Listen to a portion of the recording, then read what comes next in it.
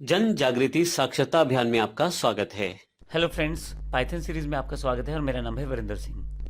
पिछले सेशन में हमने देखा किस प्रकार से हम डेटा टाइप में न्यूमेरिक डेटा टाइप का प्रयोग कर सकते हैं। विद एग्जांपल हमने देखा किस प्रकार से हमने वेरिएबल बनाए, किस तरह से हमने वेरिएबल बनाए और किस तरह से हमने उसमें वैल्यू असाइन की जो कि न्यूमेरिक डेटा टाइप की वैल्यू थी। लेकिन हम पाइथन में, क्योंकि हम डेटा टाइप तो डिफाइन नहीं करते हैं, पाइथन खुद ही उसे अकॉर्डिंग टू वैल्यू उस पर्टिकुलर डेटा टाइप की वेरिएबल के अकॉर्डिंग असाइन कर देता है।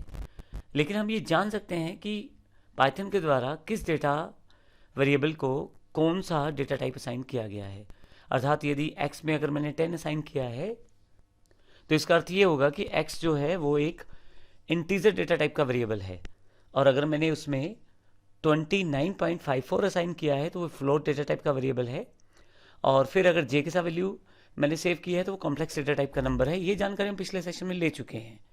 इस सेशन में हम देखने वाले हैं कि किस तरह से हम प्रिंट आउट में चेक कर सकते हैं कि कौन सा वेरिएबल किस डेटा टाइप का है। इसके लिए हम टाइप फंक्शन का प्रयोग करते हैं।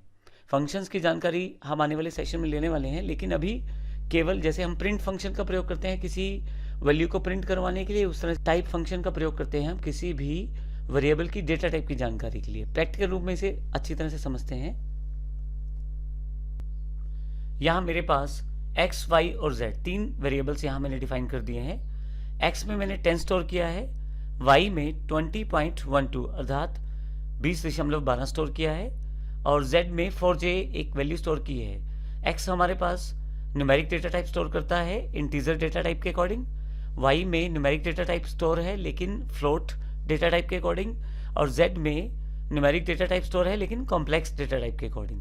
मुझे जानना है कि इनकी टाइप क्या है। हालांकि मुझे पता है, लेकिन मान लीजिए किसी केस में कोई रिजल्ट आता है और आप ये जानना चाहते हैं कि वो टाइप कौन से टाइप का रिजल्ट है, तो आप टाइप फंक्शन से जान सकते हैं। यहाँ मैंने टाइप फंक्शन को प्रयोग किया है, अगर आप यहाँ देखें तो टाइप फंक्शन को, लेकिन उसमें मैंने उस वेरिएबल को साइन कर दिया है जिस वेरिएबल की डेटा टाइप मैं जानना चाहता हूँ।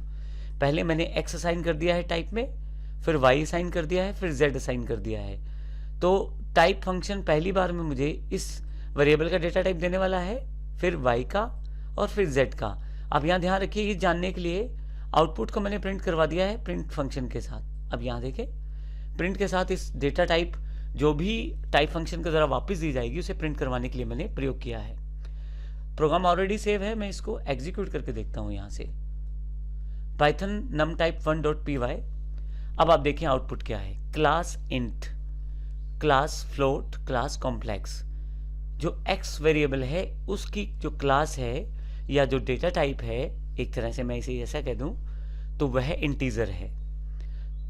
y वेरिएबल जो है उसकी जो डेटा टाइप है वो फ्लोट है, और z जो वेरिएबल है उसकी डेटा टाइप कॉम्प्लेक्स है।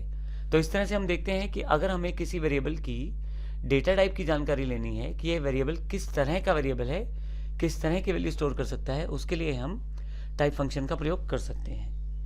आने वाले सेशन में अभी हम डेटा टाइप्स को कंटिन्यू रखेंगे। धन्यवाद।